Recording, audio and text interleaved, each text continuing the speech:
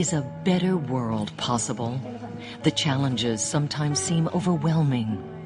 Billions of people have no access to education, health care, clean drinking water, or even basic human rights. Their poverty is compounded by corruption, conflict over resources, economic stagnation, and violence. Some countries, whole generations of young people are being lost. So the cycle goes on and on. So one has to break that cycle. Where are the solutions? And who are the changemakers who can create them? In the past few decades, a powerful force has emerged. New leaders finding new ways to tackle the world's biggest problems. Problems that governments and businesses alone have not been able to overcome. This is a new language, a new way of looking at the world. Very different structure, different framework, different reference points. This global revolution is led by social entrepreneurs, innovative people who respond to local problems, engage their communities in solving them, and accelerate change. What has happened during the last 5 years is breathtaking. People have the power of transformation. This series is an opportunity to learn from the most extraordinary social entrepreneurs, people whose visionary ideas and persistence have enabled millions to transform their own lives. These founding members of Ashoka's Global Academy for Social Entrepreneurship have lessons to offer us all about the power of our own potential.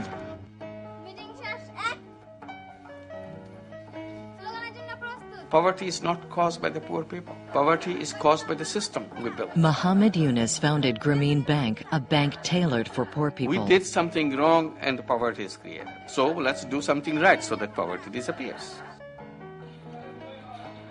These big projects lend themselves to huge kickbacks, to payments of 10, 20, 30 million dollars. Peter Eigen and Transparency International have galvanized a global effort against corruption. So that was the breakthrough, an approach which social entrepreneurs should pursue. Decent working conditions are a basic human right, and we think that consumers have a right to expect it. Alice Tepper Marlin established Social Accountability International to help assure fair standards in workplaces worldwide. And that every company has the capacity to treat the people who work for them decently. Of the 100 greatest economies in the world, 51 are businesses. Oded Grajev and the Ethos Institute have made corporate social responsibility the norm in Brazil. Social responsibility is nothing more and nothing less than doing the right things.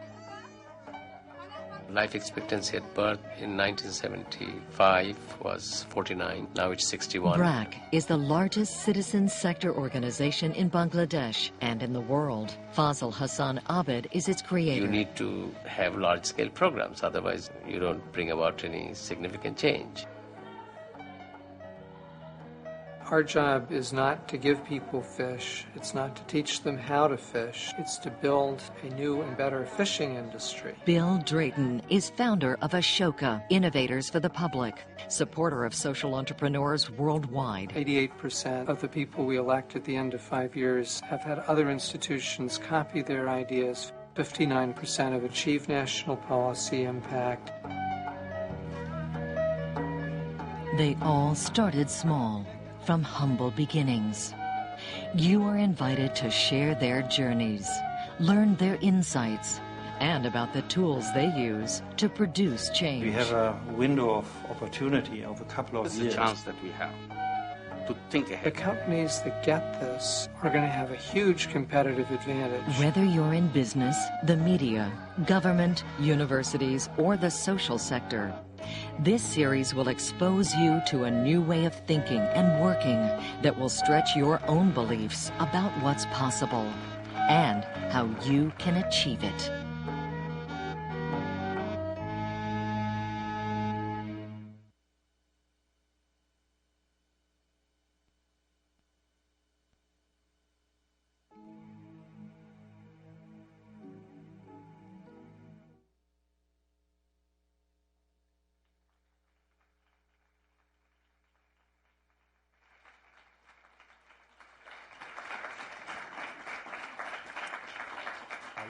Good afternoon, everyone. Good afternoon, everyone. A very, very warm welcome to what has been an extremely exciting week with so many bridge builders at the Kennedy School.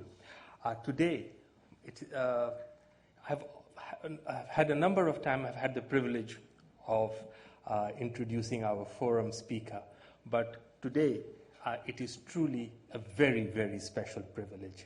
It's not only a privilege, it is truly an honor to introduce Bill Drayton. Bill is someone I have long admired, and if we were thinking of anyone who has probably brought about a greater change in our century, surely one of them must surely be Bill. His contribution to development are absolutely enormous, tremendous. Today, we use the word social entrepreneurship fairly commonly. Bill not only invented it, but also made it what it is. Normally, I don't read from the biographical note, but today I will do so only because we all know Bill Drayton, we all know bits and pieces of his work, but I think it would be worth spending, allow me a minute or two just to say a few more things. Bill has been a social entrepreneur since he was a New York City elementary school student. He was born to a mother who had emigrated from Australia as a young cellist and an American father who was unafraid to step into the unknown, became an explorer at an equally young age. Public service and strong values run through the stories of both parents' families, including several of the earliest anti-slavery abolitionists and women's leaders in the U.S. Bill's deepening, as I said, throughout the school, throughout the college, you name it, Bill has been involved with launching new ideas, new groups, new movements. But he was also deeply committed to Asia, especially South Asia, and to civil rights, which were both closely linked. Martin Luther King, as you will recall, followed Mahatma Gandhi's way, and anyone concerned with inequity within USA could only be more disturbed by the greater inequalities between North and South. Once focused on such a chasm, any entrepreneur would have to ask, what can I do? Both at Harvard and at Oxford, Bill did ask, fully appreciating how central to significant changes development entrepreneurs are, and his answer was the Ashoka idea. He has held a number of positions, both in the private sector, in the government, and of course in the not-for-profit sector. He is currently involved in the board of chair of Get America Working and Youth Venture, both major strategic innovations for the public good. Bill has also received numerous awards. He was one of the early MacArthur Genius Fellows. He won the Yale School Management, gave him the annual award for entrepreneurial excellence. The American Society for Public Administration and the National Academy of Public Administration jointly awarded him the National Public Service Award. The Common Cause gave him its Public Service Achievement and Awards, and he is also a member of the American Academy of Arts and Sciences. And most importantly, Bill is a former Kennedy School faculty, so welcome back to Kennedy School, Bill. Thank you.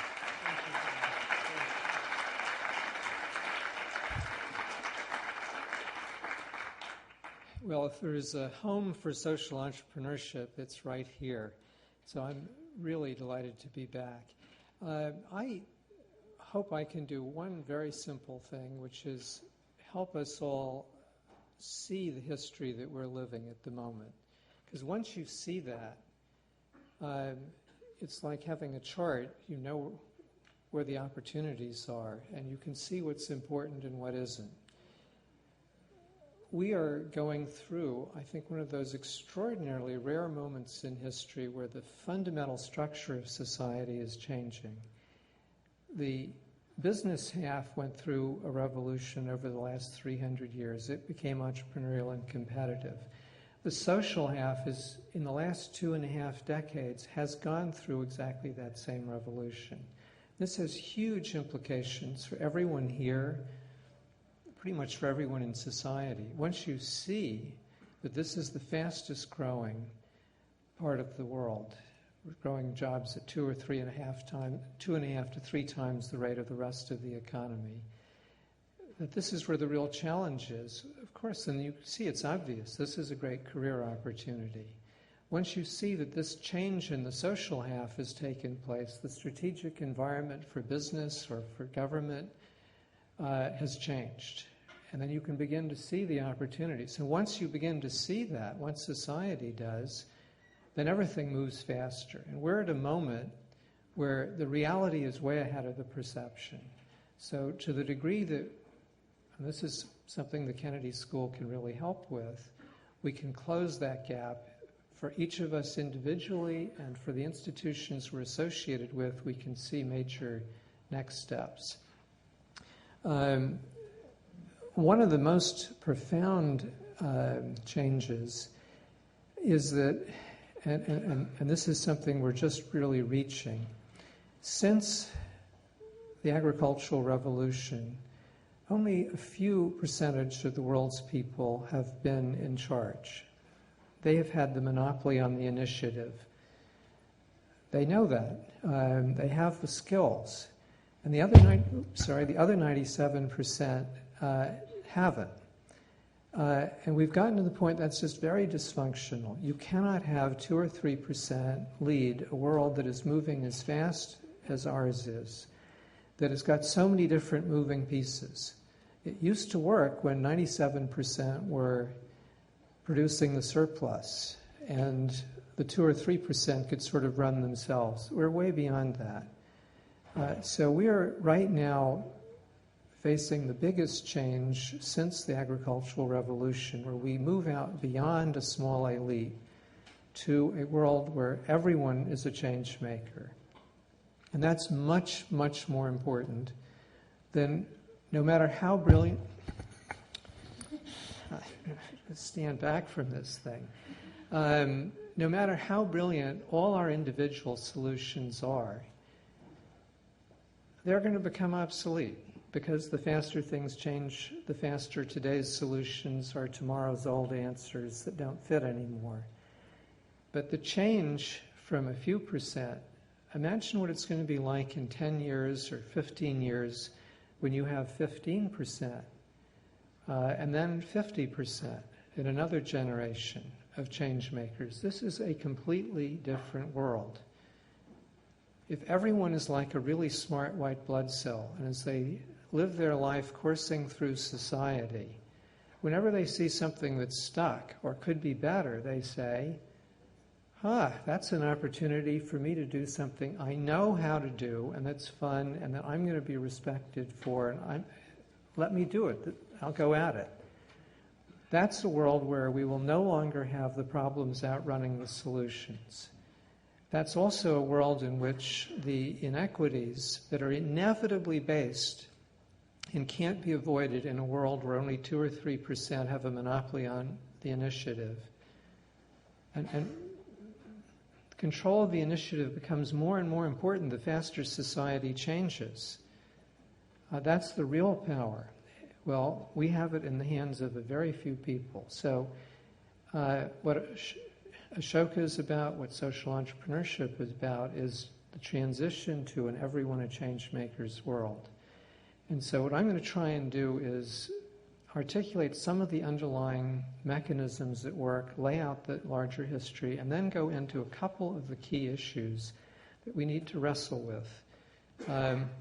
When things are moving fast, there are always many challenges, and Challenges are agenda for the school, for each of us individually. So with that, if I can master this technology, let me share with you a chart that you are familiar with. And I just ask everyone to look at this quietly for a minute. And as you do, I'm sure you're saying to yourself, something is wrong with this picture. A wine glass without a foot? Is it really okay to have the bottom 5 or 6% have, rather the bottom 50 or 60% have 5 to 6% of the world's income? Is that stable? Obviously not. Well, this is the world we have inherited from the world where only a small elite have a monopoly on initiative. And we've got to change it.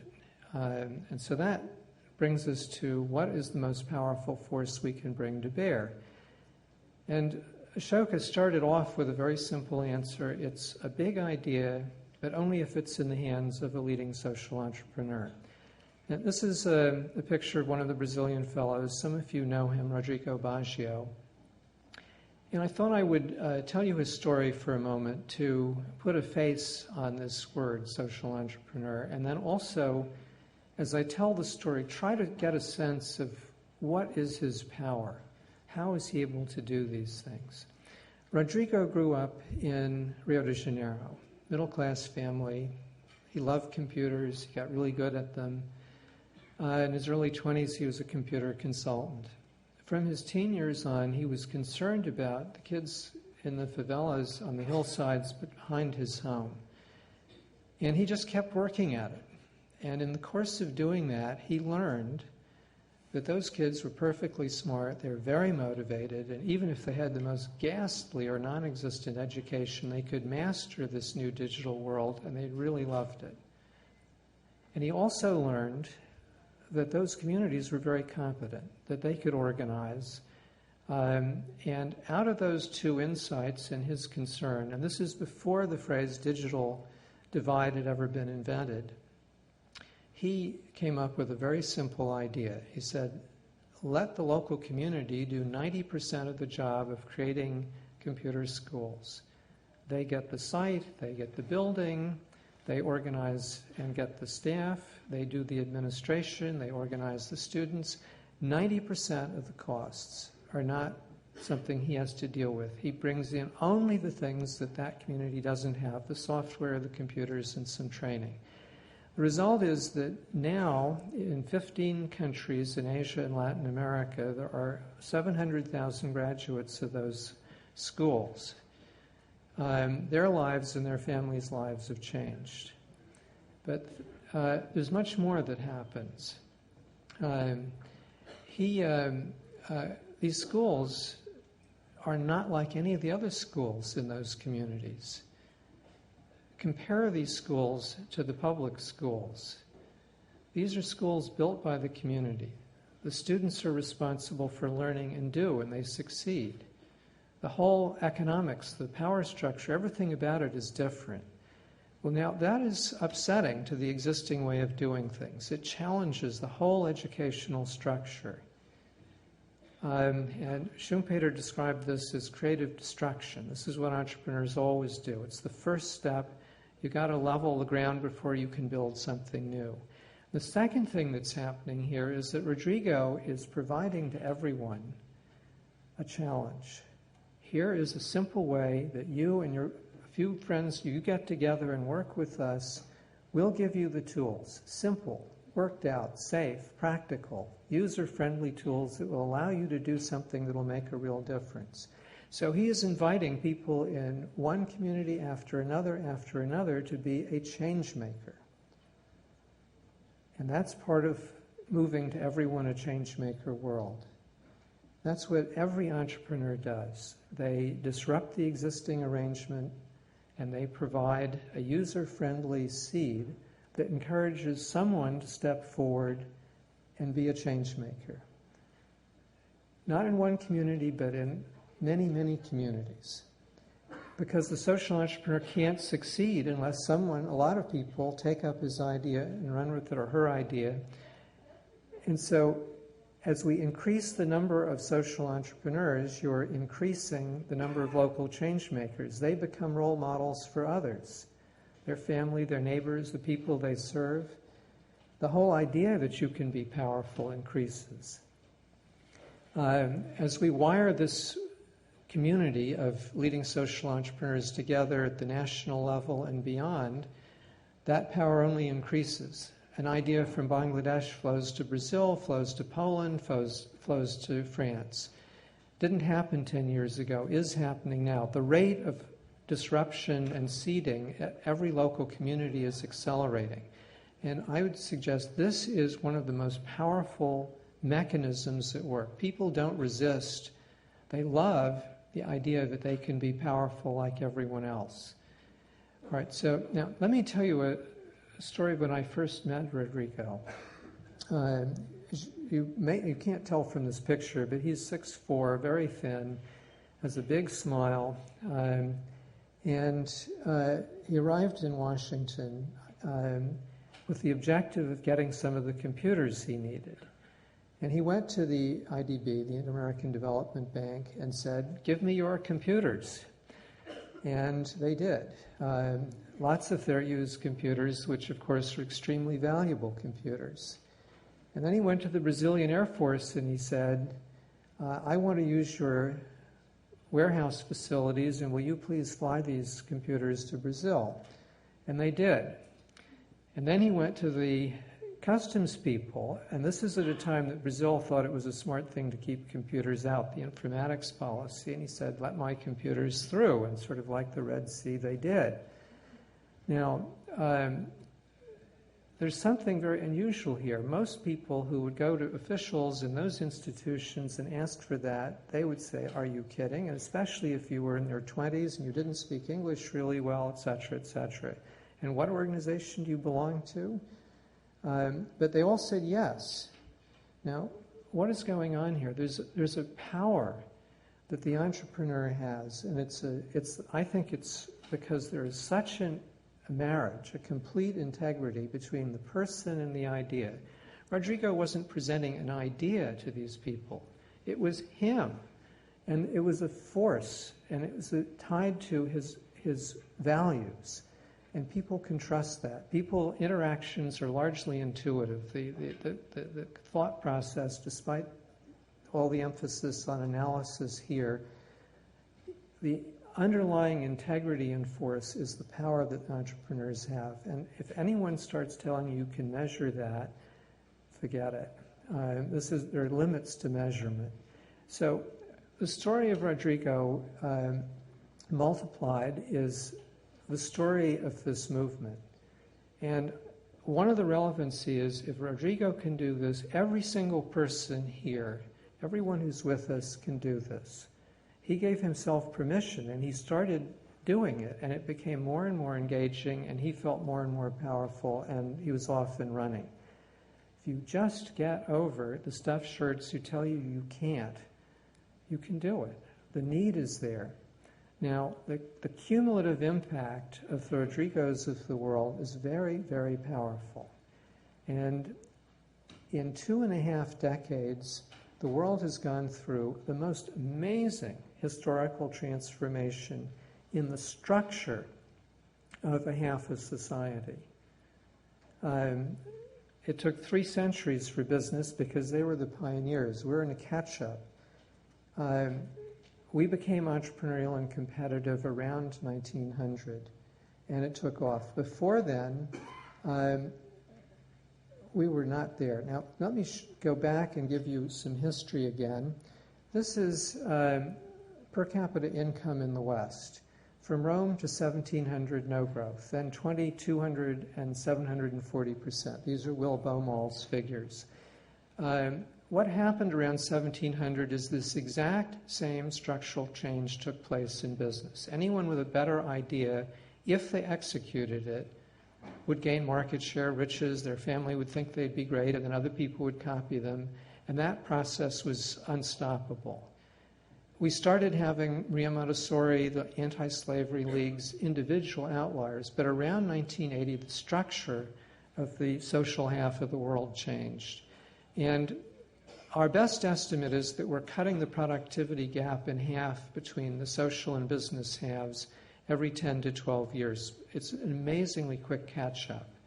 As a result, if you lower the cost of one set of goods relative to another, money resources flow in here. This is a reversal of the distortion of the consumer society. For 3 centuries, business costs got lower and lower relative to social costs, and we bought more and more of that. Now we're closing that gap, and resources are flowing into this sector. So I will only give you 2 quick charts to give you a sense of this.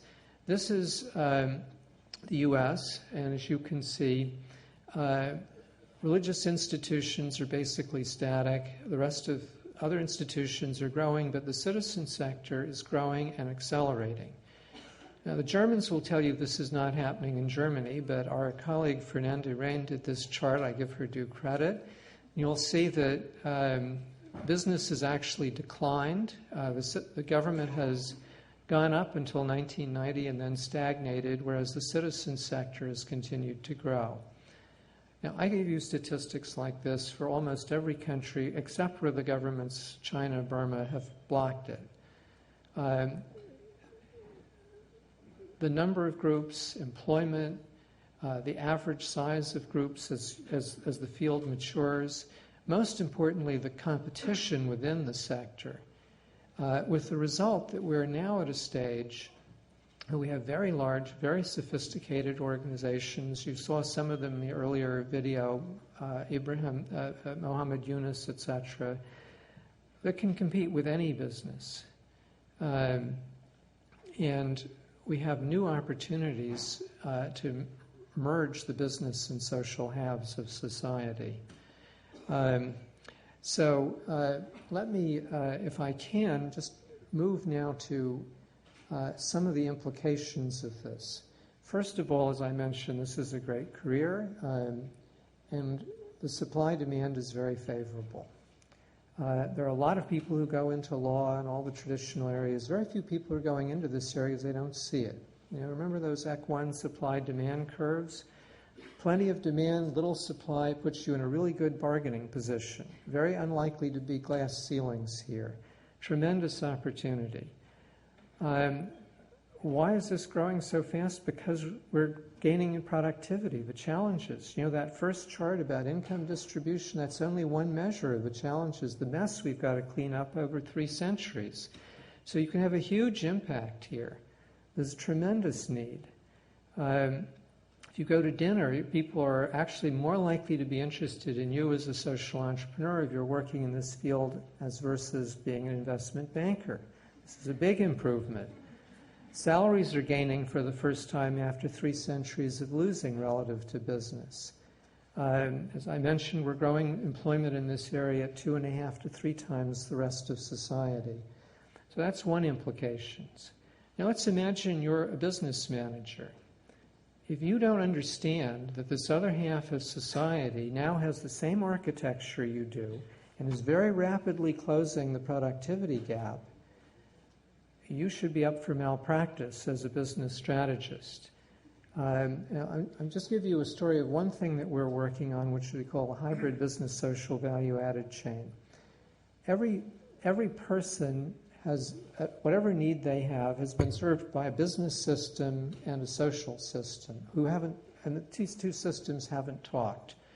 So we're taking 4 different industries, 4 different sets of human needs, and demonstrating now you can take these 2 different systems that have the same structure, getting close, put them together, and you have a huge productivity deal for society. An example.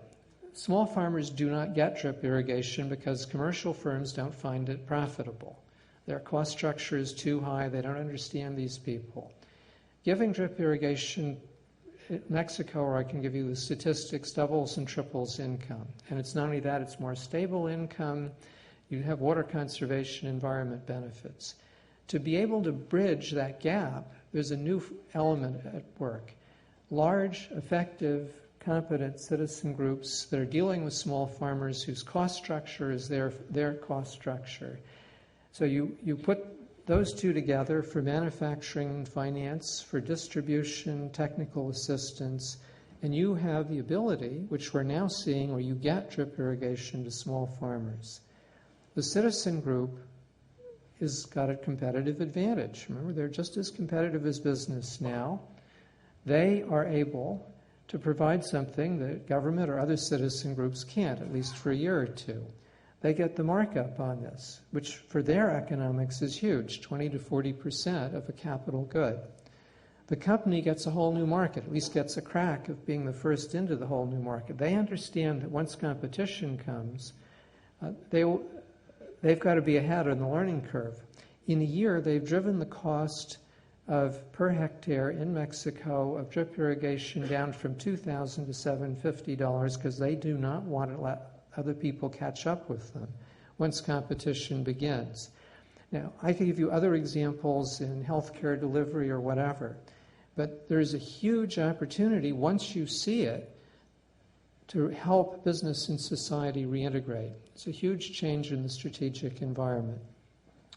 Now, what are some of the barriers? If you're thinking about government, obviously, this is where most of the innovation is going to come from. This is where huge new political forces are at work. We would not have an international criminal court if this field had not moved out at the international level and made it happen. 2,000 citizen groups are responsible for that. The governments hate it. We're only seeing the beginning of that. So if you're in government, your strategic environment has changed. If you're a scholar and you're trying to interpret things and you don't understand this, how can you possibly do a good job? Or a journalist. Now, I just want to raise two issues. When anything like this is moving, this is part of the agenda that we all need to face. The financial system that serves this sector has not changed because it does not have adequate nervous system synapse between it and the clients. Foundations have none. Governments have some, but frequently to the wrong people. So if you think about development, it's the contractors that have the influence and not the clients, and not surprisingly, the system doesn't work very well. We need a new financial system. How can we draw in the for-profit financial industry to serve this sector? How can we encourage a wave of entrepreneurship to invent new institutions?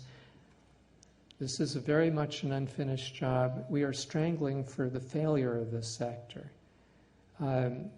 Everyone can contribute to this. Now, I just want to go to something I've really only come to understand in the last year or so. How are we going to get to everyone a changemaker world unless we have a civil rights movement, a women's movement for young people? I don't think we can.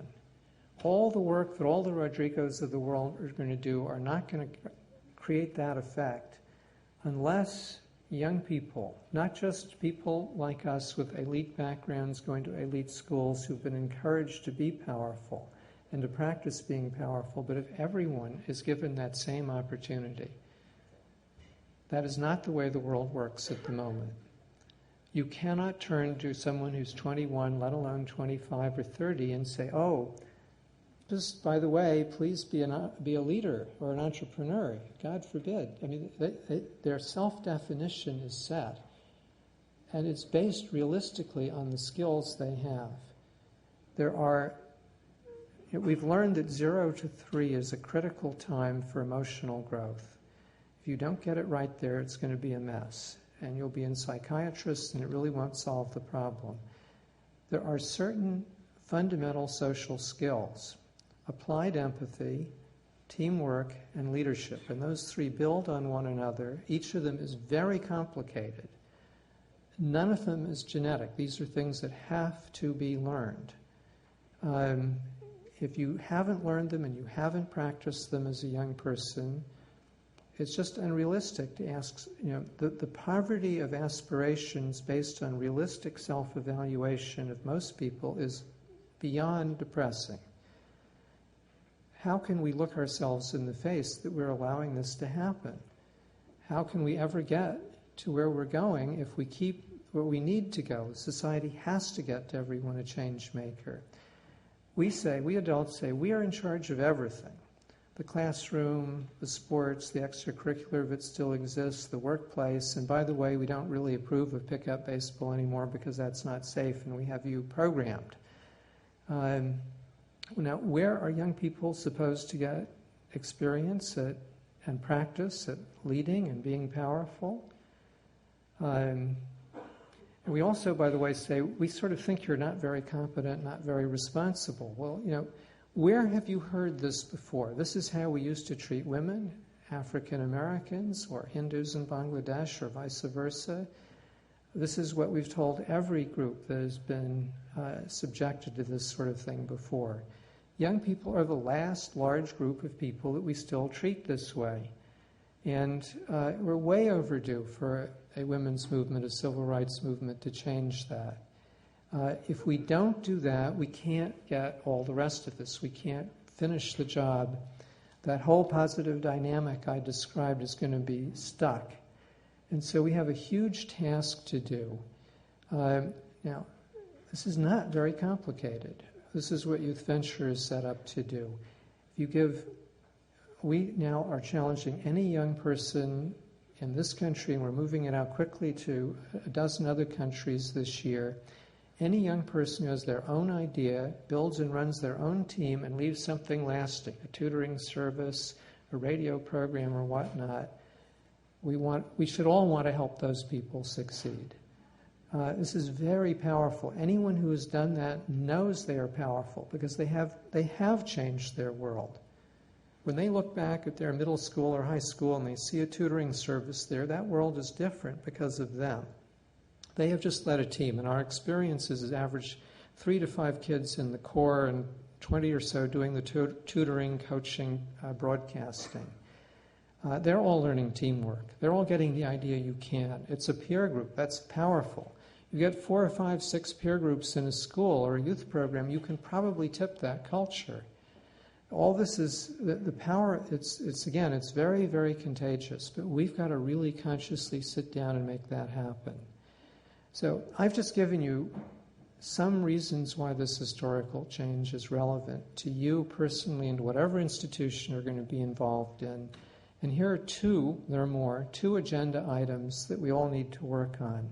But ultimately, all of us have, I think, the huge excitement, but also responsibility to help lead the world to a time when the rule of the small elites is over. And when we really have in everyone a changemaker's world, it's a completely different world. Thank you.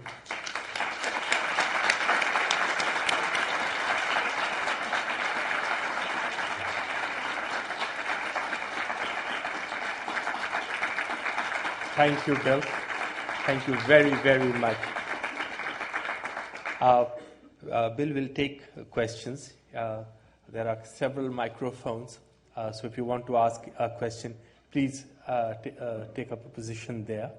And when you ask a question, please give your name and your institution.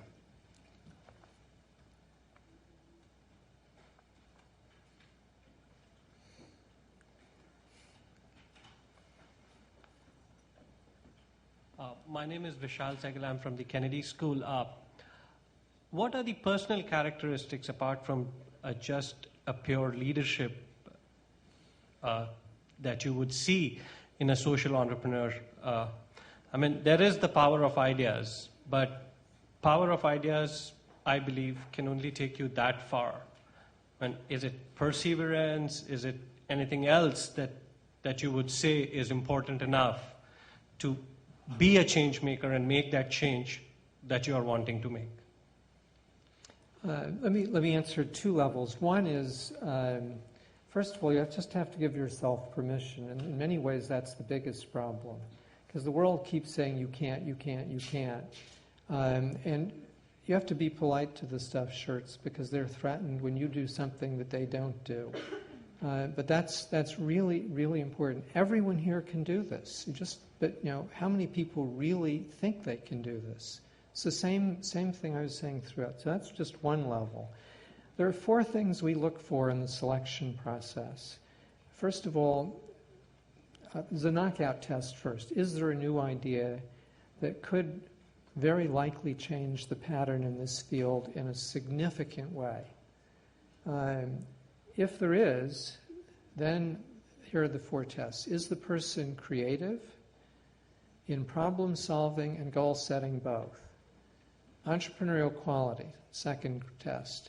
This is by far the toughest test. There are lots of people who have the other qualities, but this narrows it down more than anything else. And here's what we do not mean by entrepreneurial quality. It is not the ability to lead, to get things done, to manage, administer. There are millions of people who can do that. That's very important, but that is not what we're talking about. To be a pattern change entrepreneur is to be married to a vision, really married in the way I was describing with Rodrigo. You and that vision are one, and you are committed to it. It may take a decade or 2 decades more. You can usually see that there's a life pattern of growing interest, self-apprenticeship to learn the necessary human skills. But the vision is not enough. The other half is the practical how-tos. How are we going to get from where we are now to the time when this thing really is the new pattern?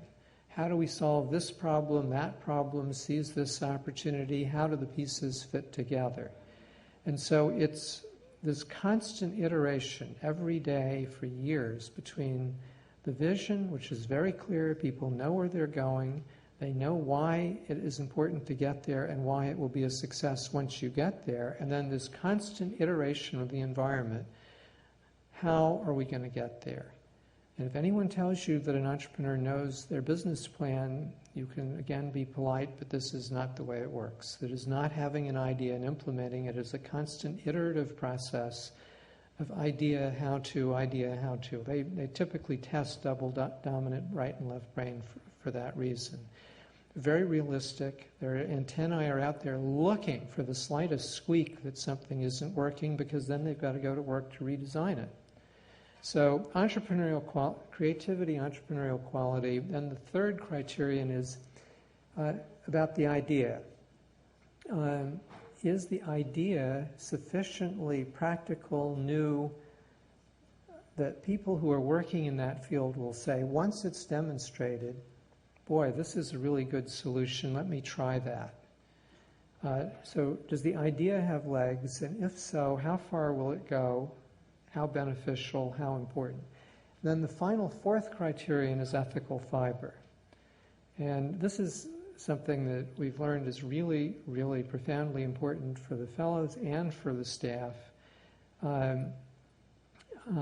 Would you trust this person? If you, it's a very basic issue. Anyone who's trying to introduce a major social change is going to upset the pattern. And it may seem simple, but patterns have human relationships. There's power in those relationships. When you suggest changing it, if people intuitively don't trust you, they are very unlikely to follow you down this unknown path. So just in terms of efficacy, it's important. For us, building the community is completely critical, because so much of the power comes from the community. That's the one thing that is more powerful than an idea and an entrepreneur. It's a community of us working together. And one person out of 20 in a room, if the others intuit is not trustworthy, and there's no conversation. Also, there's too much of this untrustworthiness in public life, and we just want to not add to it. So we take it very seriously. We've developed a series of tests. A simple one is, are you afraid of something? I'm afraid of heights. Some people it's snakes, whatever. So I imagine at the end of a conversation, I'm at the edge of a cliff, and I imagine this person, and if I feel myself gripping the edge of the chair, there's a problem.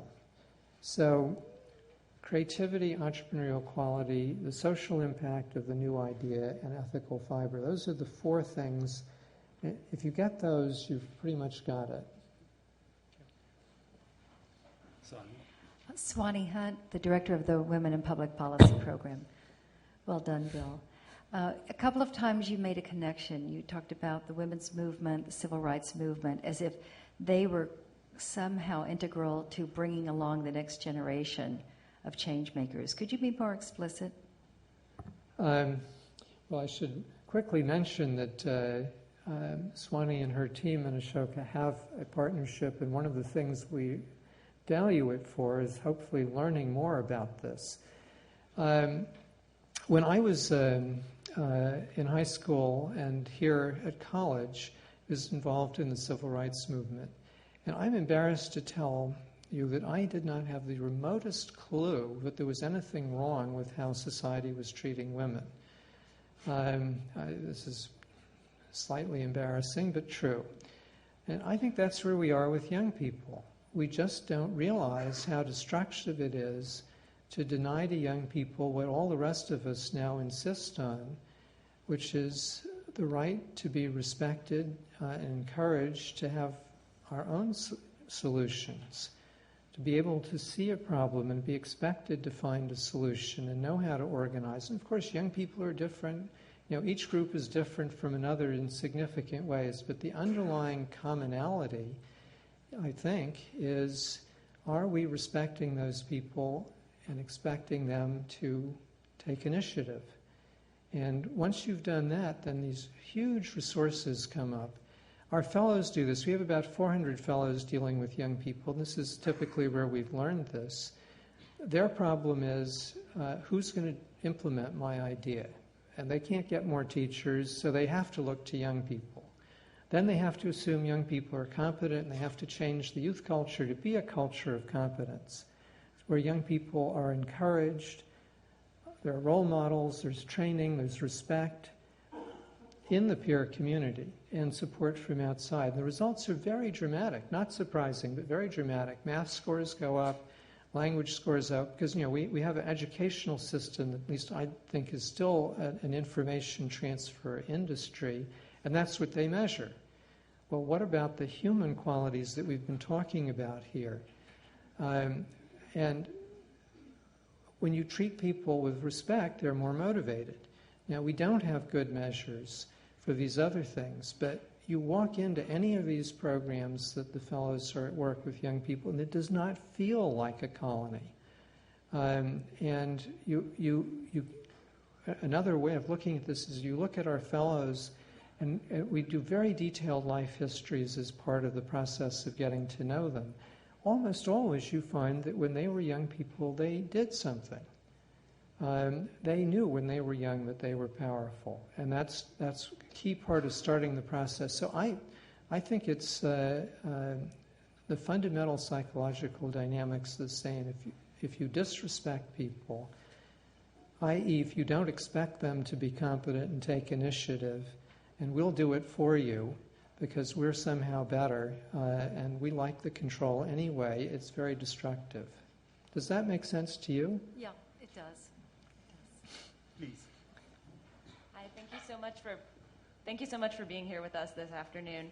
My name's Elizabeth Radin, and I'm a student here at the Kennedy School. One thing that interests me very much, and that I would imagine might be on the mind of several of our bridge builders, our own change makers that we have here today, is how an idea, once you have it, how an innovation, once you have it, goes from Rodrigo being in one school to working with 700,000 children around the world. Can you identify sort of any of the most important factors in that process, or how an organization such as Ashoka can play a role, whether it's providing direct assistance or just creating a conducive environment to these ideas not only getting brought up, but really having broad impacts?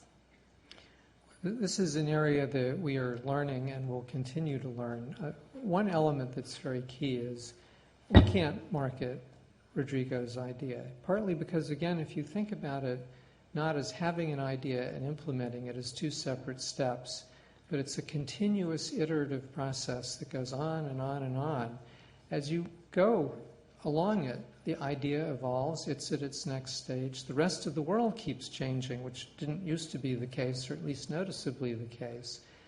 And you need the entrepreneur at every step.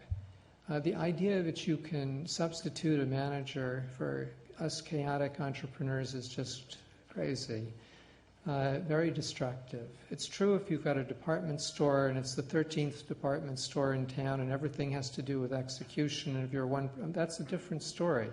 But if it's a fundamental pattern change, it's constant change. Now, of course, we can help one another a lot. One of the most fundamental issues facing us as a field, are we going to be an operationally integrated field or not? All the legal systems and prejudices say, no, we will make it as hard for you as possible to do that. And if you look across the world, you'll see very few citizen groups that actually are able to hold together across national lines. You know, there are 50-odd Friends of the Earth, but some of them don't even have the same name. And, you know, look at the struggles of the 13 or 14 Oxfams to try and work together. It's very hard. But the problems of the world are increasingly such that you cannot solve them effectively, at least in significant part, if you don't do it at the global level. How can you solve environment problems? Or how can you solve the security of financial markets at even the scale of a country this size? It just doesn't work. And even where it does, in education, for example, where there are very few economies of scale, the power of us working together and thinking together and coming up with the collective entrepreneurship, thinking and action that has led to youth venture, we wouldn't have that if it wasn't global. So we are working really hard to try and help this moment of crystallization in the history of the field. And I think we're really in a 5 or 6 year window at the moment. Can this period of crystallization end with us having an operationally integrated field? The jury is out, but the rewards of getting it right are enormous. And so, again, this is, I could go on, there's tremendous work to be done here. The way you do it is not by saying it's a good thing to do. You don't build community by exhortation or by building community centers. You build community by having people work together and finding it valuable. And so that's why these collaborations that, I described the hybrid value chain. Well, just think about the implications of that. Fellows and other people in our field all across the world are going to be able to share in something that will benefit their clients, will change their economics, will make them much more independent of government and foundations. This is very powerful. This is us working together in ways that bring real value to everyone, and people value that sort of community. And so, every issue that I've raised and 10 others you can think of, part of the question is, can we really build community? Thank you. Thank you. Please, you and then next you. Hi, good afternoon, and thank you for joining us. My name is Ana Margarida Esteves. I'm a PhD student at Brown University. You've been talking about the need of creating a civil rights movement for young people in order to develop leadership skills. But what about those people aged between 45 and 65 who were precautiously excluded from the workforce due to downsizing or delocalizations and sorely need to find an active place and meaning in community life in order to feel whole? Thank you. I think one of the biggest orphan issues we have in the world is hugely mass hidden unemployment. Yes. Our analysis in Get America Working, and if you want more on this, go to getamericaworking.org, is that in this country, the U.S., there are over 70 million full-time equivalent people who would like work, who are completely capable of working, who are not in the labor force. Mm-hmm. Now, the official unemployment is 10% of that. The official unemployment focuses on the politically relevant unemployed, the people who are going to be upset if something isn't done immediately, and therefore the political system focuses on them. But what about the older people who've been pushed out? The people you're talking about, the young people. I mean, it's just one group after another. In 1950, 2/3 of men over 65 were working. Now it's 12%, and the average, and that does not include that the average retirement age has been pushed down 2.5 years. Well, we know what that means. I did some work on this at McKinsey, and we had access to some statistical information from 4 different insurance companies, and it means between 40 and 60% more days of paid illness and probably roughly 2 years of earlier mortality. Well, how can we justify that? When you think about what the possible implications for the economy is of this, if we could actually get our act together and give these people the choice, not force people, give them the choice of being able to work, we would have many more goods and services. We'd have many fewer dependency costs for family and government, many less social dysfunction costs of dispirited students, crime, violence, drugs. It's at least a threefer. It's the biggest opportunity for fixing, and it's even worse when you go to Brazil or Europe. Mm-hmm. So, what can you do about it? Well, this is a classic area where social entrepreneurs need to be at work, are at work. I suspect you are on this case from the question. We have had payroll taxes in this country go from 1% to now roughly 40% of federal revenues. Well, guess what? The 2 basic ingredients in society are things and people. And when you push the price of one up, you get a substitution effect. That's what prices do. Mm-hmm. Now, if you were to take that price off, about a 17% reduction in the cost of labor, and you put on a budget-neutral but lesser level of roughly 12-13% taxes on natural resources, that's a 30% relative price shift, and that's worth and this is a University of Texas professor who specializes in labor market elasticities, that's worth over a capital cycle roughly 40 million full-time equivalent jobs. Well, that'd be a good beginning. Mm-hmm. Now, we need that first slide I showed about income distribution. There are so many things that are a mess, and we need more and more social entrepreneurs to address these problems and force change. If you don't mind, could you give us examples of projects aimed at reintegrating those people in active life? Either through, for example, creation of for example, community development driven or something like that? Look, I think it is a mistake to focus on any one group of people. Okay. Because of course you can favor older people or people on welfare or whatever. That's what we do every time there's a political problem. We favor the group that screams. And all that happens is, if you don't increase the total number of jobs, sure, you can help that group, but then you're hurting people with disability or hurting women or you're hurting immigrants or whatever. You have to structurally increase the total aggregate demand for labor. And I've just given you one mechanism to do it. In World War II, we did it. We had a 40% increase in employment, and the average work week increased by 20%, and there was no problem in the supply of labor. Women came, older people came, African Americans came, and that was the beginning of the change in all those communities. Once people had experienced not being left on the Delta and not being with the grass chains of being defined as what women are supposed to be in the home and all that stuff. And it's fascinating.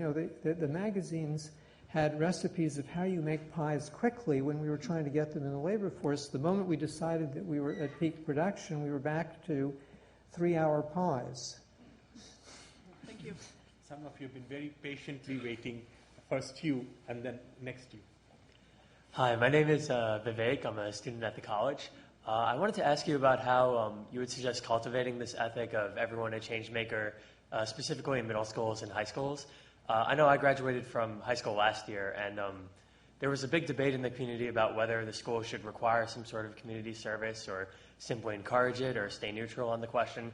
And between English, social studies, math, and science, what role, if any, do you think that a public school has in promoting this sort of ethic of social entrepreneurship among students? I have a very simple point of view about this, which probably could be criticized, but I think people can learn social studies and math later. You can learn that at any time in your life, but if you don't learn that you are a powerful person, and that's not a concept, you learn it, it's like riding a bicycle, except it's much better. I mean, you can read all the articles about riding bicycles and it won't help you. You have got to practice this. And if I could go further, we have got a third of the world's people marginalized at the moment. Society says we don't want to deal with you. And I think that more than anything else is rooted in the fact that those people have yet to master, and their communities have yet to master applied empathy. In 1900, 97% of the world's children were growing up in isolated, static, small agricultural villages. And if you just learned the rules, you'd be fine. That does not work anymore. The rules are always changing. We sometimes haven't invented them yet. The rules in the manufacturing department and the sales department are different. The Department of Agriculture and EPA may as well be on different planets. But, every time you put together a team, you've got to somehow deal with all these strange people. And if you don't know how to do that, you're going to be marginalized. And because you're a loose cannon, I don't think there's anything more important than stopping this, making sure that every child, every young person has mastered empathy so that they can play in society, so we can end the ghettos. It's not that complicated. Mary Gordon, Canadian fellow, has shown how in 8 hours she can take young kids, this is pre-high school, and get them on a path to mastering empathy. And her technique is really simple. She asks the school to give her 1 hour. She brings a 1-year-old infant plus mom and a green blanket on the floor. And through a series of exercises, she asks the kids, and these are kids who have not mastered empathy. That's why she's focused on these groups, to figure out what the professor, the 1-year-old, is saying. Now, first of all, you notice she's treating the kids in the classroom with respect. They have the responsibility. The teacher observes. They do it. They figure it out.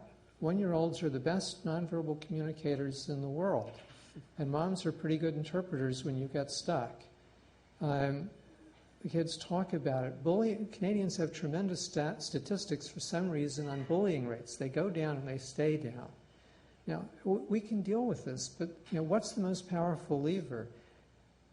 No change in any group that has gone through this has happened unless people in that group provide the leadership. The British, Mr. Hume, founded the Congress in India, but it had to wait for Indian leadership before India could be free. Same thing with the women's movement. The people who have to go through the biggest change in any of these groups are the people in that group. I mean, the husbands have to get used to it, but it's a bigger change for the women than for the husbands. Mm-hmm. And you have to have leadership from that group. What is the most powerful force for teenagers and young adults? It's the peer group. Well, every time one person in a school gets a youth group going, a youth venture going, you have a peer group, and it's their deal, and they believe in it. It's not the bandmaster's deal. And they're going to sell it, and they're going to recruit people. And by the time you have 4 or 5, 6 groups in a school that have succeeded, you've got peer groups, 150 kids, you've worn down the logistic barriers, and you have, and to the degree that we articulate this and people begin to see it as a major needed social change, it's no longer a bike shop or a radio program, it's that, and that's important, but also you're a pioneer in this movement to cause this very needed social change, and that adds meaning. Well, people are not reluctant. So, I don't know the answers entirely, but we've learned a lot, and we're so close on this. It's very exciting. I was just in Germany a few weeks ago, and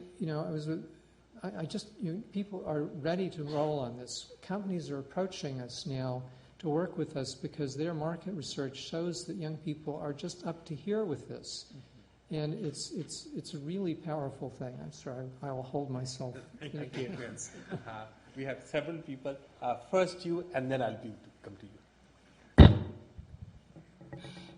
Buenas tardes con todas y con todos. Muchas gracias por permitirme hablar con usted. Good afternoon to everyone, and many thanks for allowing me to speak with you. Bueno, soy ecuatoriana. Bueno, quiero preguntarle de que nosotros como pueblos indígenas tenemos muchas ideas, iniciativas, pero por falta de ayuda, nuestras ideas se quedan en medio proceso. She's Ecuadorian, and she would like to say that on the part of the indigenous people, they have many ideas and initiatives, but because of lack of but for lack of assistance,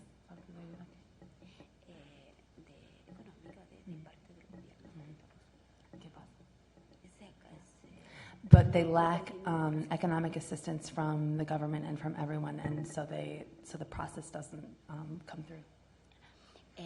Este no nos ayuda a seguir adelante con nuestras iniciativas para mantener nuestra cultura, nuestra identidad. Entonces, mi pregunta es, ¿usted ha ayudado a los pueblos indígenas para que mantengan y para que tengan sus propias iniciativas, de esa forma construir en forma sólida, en forma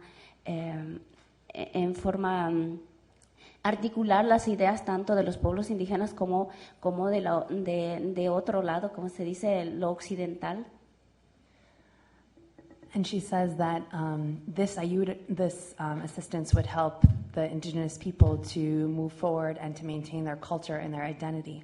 And she's asking how you might have helped in some way, or your foundation, indigenous people to bring their ideas and their initiatives, maintaining at the same time their culture and identity and their processes, as well as perhaps the processes from the other side, what one might call from the Western world. Thank you. There are many fellows who are indigenous all around the world. As you know, it's a very big part of humankind. And I can just give you a few examples.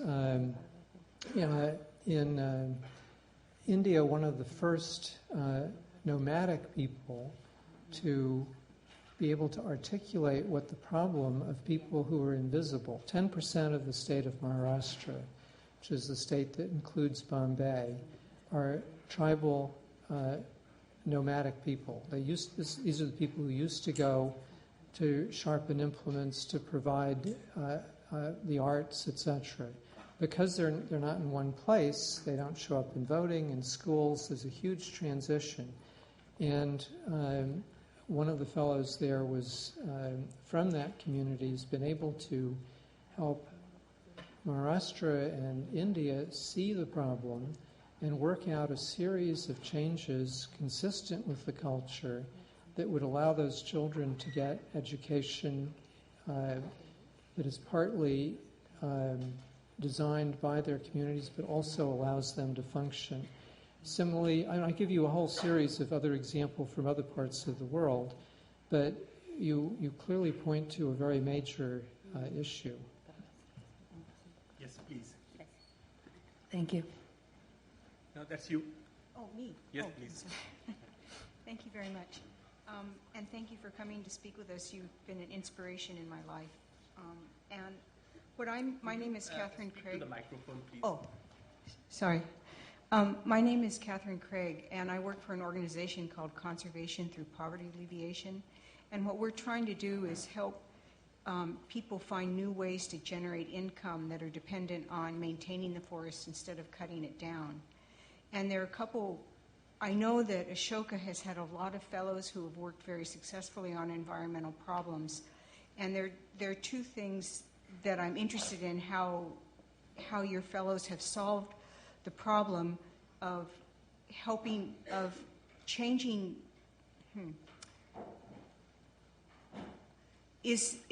Are there other ways, or is the only way to change an individual's attitude towards conserving habitats is when they have a vested or economic interest in maintaining them?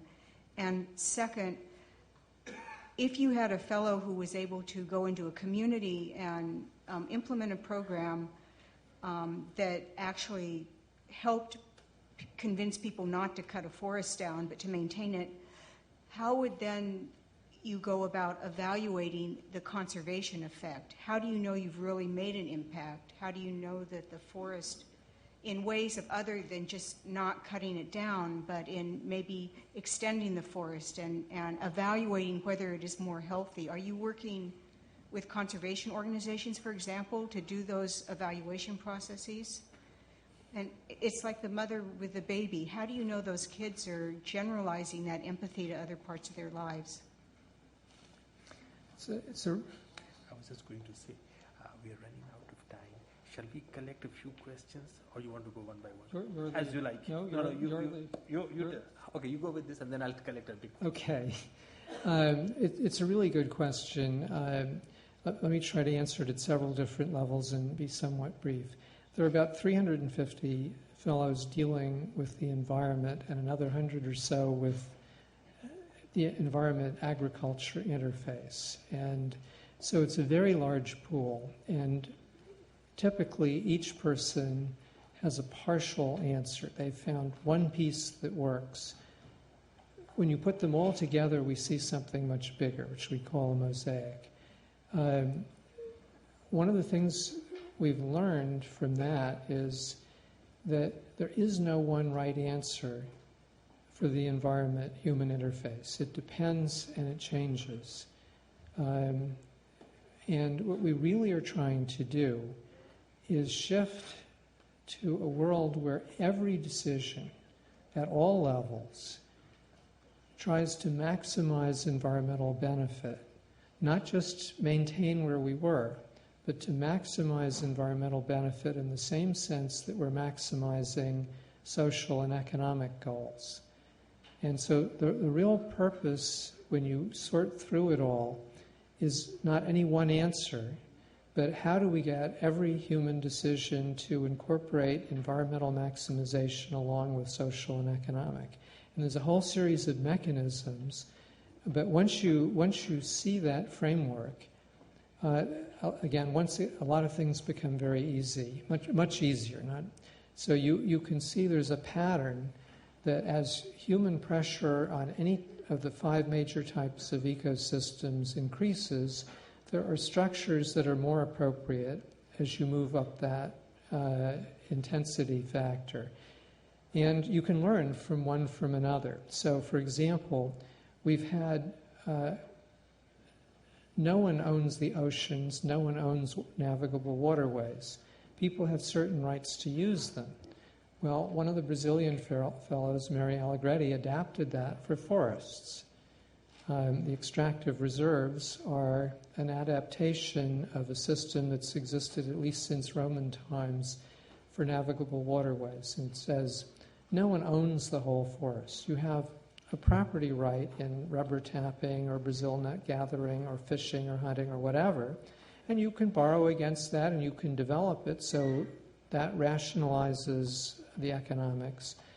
But you only have that interest, and you are part of a local community that has environmental safeguards, and the local community provides a framework for those different owners to negotiate in an orderly way. Now, are the extractive reserves going to work? We've got, a very large experiment underway. A lot of people it's moving very quickly. I'm actually quite optimistic, but we'll see. Is anyone doing the science? I mean, are you actually doing the science to see what the effect is on that ecosystem? I mean, does Ashoka collaborate with scientific organizations that would have obviously a vested interest in this? I mean, it sounds wonderful, and I desperately want to believe it's working, but I also want to measure it.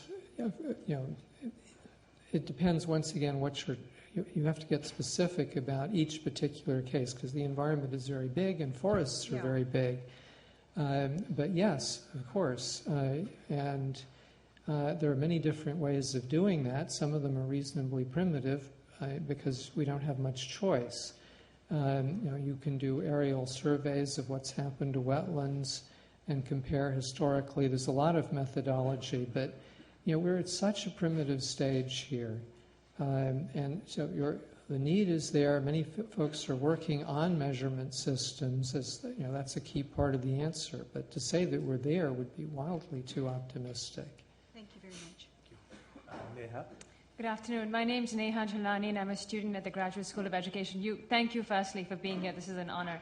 And you just made a great segue into my question, which is simple, although I suspect it's not easy. How do you measure Ashoka's success? I think you're wanting to collect more questions, or?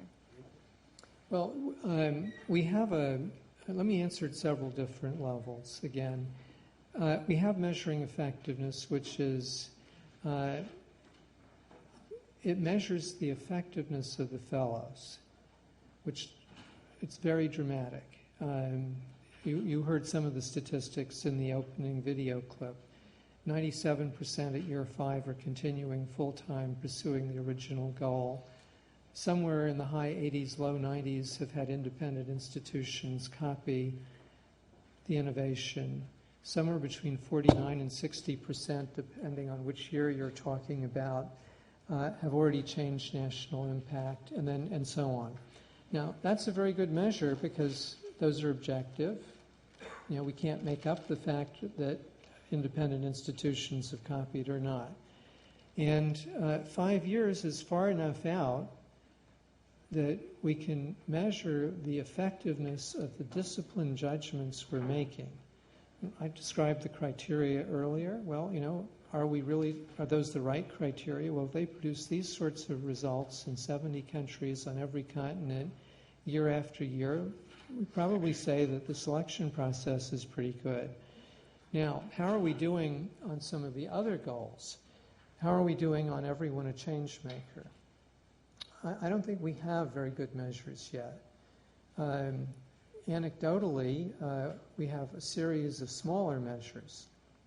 We can look at the programs dealing with young people, which we've come really only in the last 2 years could we have articulated just how important changing the youth years are. But we've been working on it for a long time, but now looking back, we can see a lot of measures that say this is exactly what the fellows have been doing. 2/3 of the fellows have had to look to young people to do what they're doing. But when you look at that group, they are very successful. They're able to make this happen at a large scale. So that tells us, among other things, that we can do this at a large scale. We can have a civil rights movement for young people on a very large scale because hundreds of fellows have done it, usually in multiple different ways. Well, that's encouraging. It doesn't, we've got a lot more to do.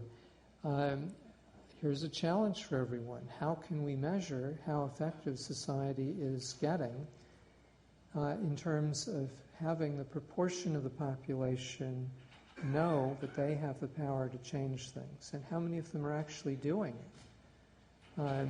Well, if we could have that measure, it would really inform the whole debate very importantly.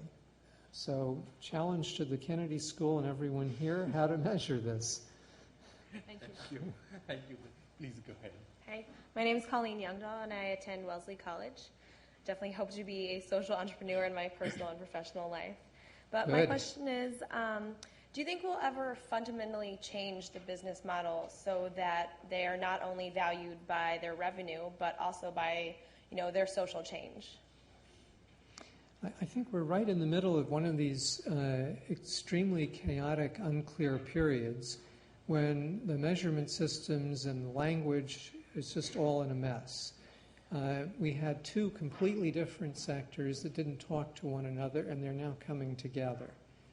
And how that reintegration is going to work is, we have a lot of ideas about how it should come out. For example, we do not want to fall into the trap that business has of relying on numeric measures.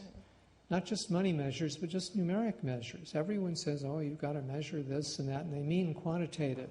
Well, how do you measure Rodrigo's quality that allows these bureaucrats to say yes to him all the time? How do you measure at the beginning point of a social entrepreneur's career when they have a major pattern change idea that they can't spell out yet? I mean, we don't know what the impact is going to be. The impact is going to come 5 or 10 years later. Well, if you're going by quarterly numeric measures, as we're being told by many scholars and others we should do, we'll miss it. I point to the much maligned legal system. This is a system that realizes at the end of the day the most important decisions are judgment decisions. Who is telling the truth? You can't quantify that. That's why people end up in court, because it is unclear. And we have a whole system that serves society very well. Well, I would hope that as we design this new world, which is business, social business increasingly come together, we can help business escape the numeric trap, and we can help them and us get out of this period of being fearful of judgment, specifically including being fearful of ethical judgment. It's appalling. You realize that, the lawyers are telling us, don't give references because that may cause a problem. And we're supposed not to talk about ethical fiber and making judgments in management because that's too judgmental, and so on and so forth. Well, there's part of that, there's good reason for that. The whole world is struggling to overcome discomfort with otherness, and we're afraid that discomfort with otherness will be confused with discomfort with untrustworthiness. And so we say, don't make judgments at all. Well, you lose something in that process. And so how do we, this is part of the agenda that anyone here can contribute to. How do we develop systems, not my judgment, your judgment, but systems that will allow all institutions, business, social, whatever, to once again really weigh ethical fiber in every single decision that we're doing. I think it's really important. So there's tremendous challenges. And it's, we're not doing that very well in the citizen sector or in business at the moment. As these halves come together, we have a lot of confusion going on now. Is Google a social business? Well, the people who run them certainly think they are. And I think that's one of the reasons that eBay won out over the competition, is that Piero Mijar really cared about building community. That was important to him, and he did. And that's really the competitive advantage that over, as they say, people with more money and resources. We want to encourage businesses to do that. And so we've got legal systems that divide the two. We've got the Kennedy School here and the business school there, and there the twain shall talk to one another. The schools are now really trying to overcome that. There's just tremendous historical barriers. The whole legal system divides the two. Your basic underlying point that we need to have business value social, we need to have social value business. And I've been told to bring this to a conclusion, but I will take two questions. First you, and then we'll have one round of last answers. Please. Hi, my name is Jay Goyle. I'm from the business school here. Quick question. Basically, I wanted to find out more about what is your vision for Ashoka in the next 5 to 10 years, and also how does Ashoka need to change given the convergence of the business and nonprofit sectors? It's a really good question, and I don't know all the answers at all. We just had a board meeting where we were wrestling with the second part of those questions. Ashoka started off with what needed to be done 25 years ago, which was to help the cutting-edge first wave of these social entrepreneurs come up, have an opportunity to get started, and then as they matured, to help them through different stages of the life cycle. First of all, you refine and demonstrate, then you've got to market the idea, which is different, and then suddenly you've got to run a big organization and a big movement beyond that. Each of those stages, we went through learnings. Now we're at the second phase, which we've actually been working on for 10, 12 years. You get 400 fellows in one field, or 300, each from around the world. Each has a partial answer. If we can pull that together in what we call a mosaic, you can see what the patterns are. Pull out a few principles that the key decision makers in that field will see as new major strategic avenues that they can follow. And then if we can also see the jujitsu point that will allow us, a small organization, a small community, to set in motion much bigger forces that will flip the system, that's group entrepreneurship. That's the next step beyond the solo practitioner entrepreneur. And we're there. That's what youth venture is. That's what the hybrid value chains are, and more. That's one element of the second dimension of us being much more than the sum of the parts. Another part is the whole field, any field, but especially any field going through this rate of fundamental change at this rate of speed, needs to be conscious about the major strategic challenges facing the field and what are we going to do about it. So we have a completely crazy, wacko financial system that does not serve us well, that is strangling us. We have to get a new financial system. So we have 6 major projects dealing with that. And now, if you think about the things I've just been describing, they're all temporary. They're projects. It may be 5 or 10 years to get a new financial system. It may take roughly the same amount of time to have the civil rights movement for young people be up and running so we can get out of the picture. But that's really the second wave. And it all builds up to what we have only come to understand relatively recently, the everyone a Changemaker world. And, we only understood the importance of young people in the last 2 years if we don't solve that problem. So we, as an institution, we as a community are going through an extremely rapid learning process. But by creating a community where we work together, we've got something very, very powerful. And we're trying to figure out how to expand that community.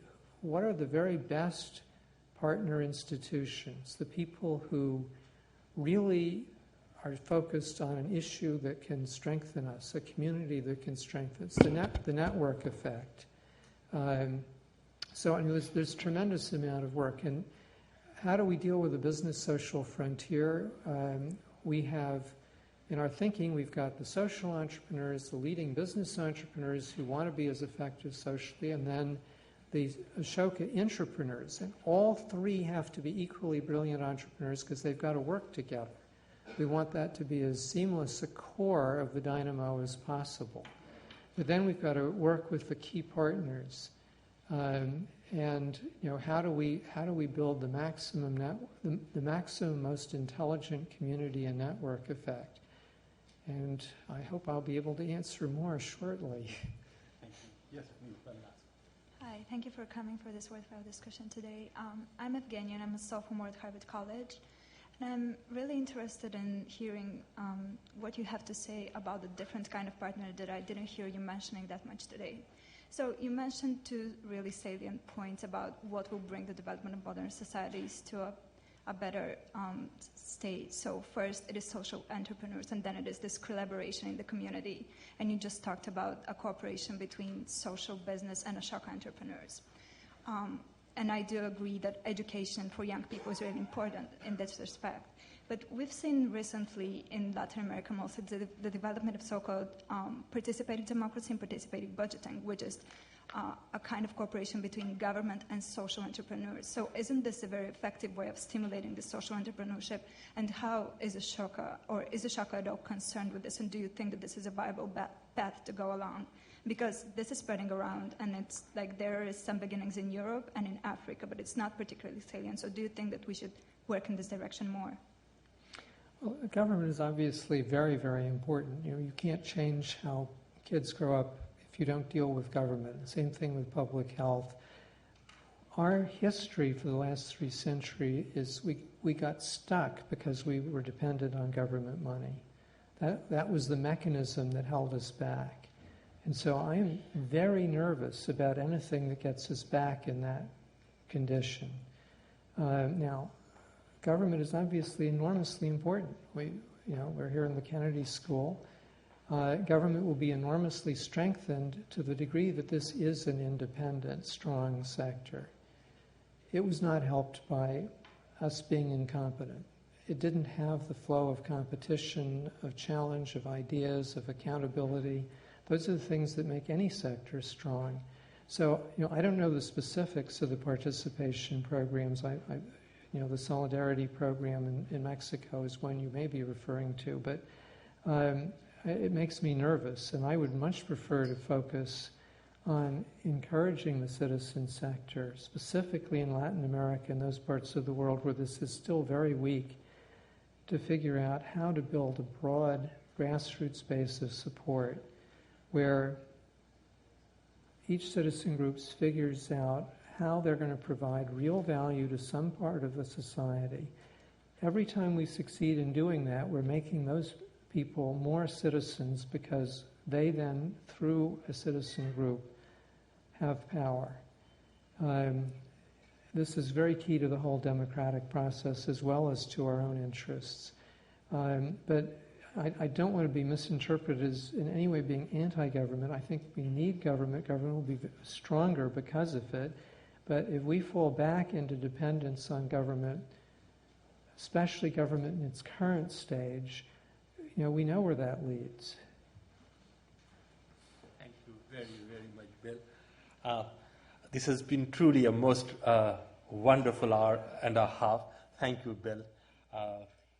Would you want to say any last word before we go away? Or okay. Yes, please. I have two last thoughts. One is, please recognize that you can everyone here can make a huge difference. Everyone here has more opportunity, more training, more access than virtually any of the fellows. You just got to give yourself permission to do it. The opportunity is there. If you just see it and you go for it, you can do it. And that's my most important point. Second, my colleagues have a gift for anyone who's managed to stay this long, which is a copy of the Indian edition of David Bornstein's book, How to Change the World. Thank you. Well, thank you very, very much.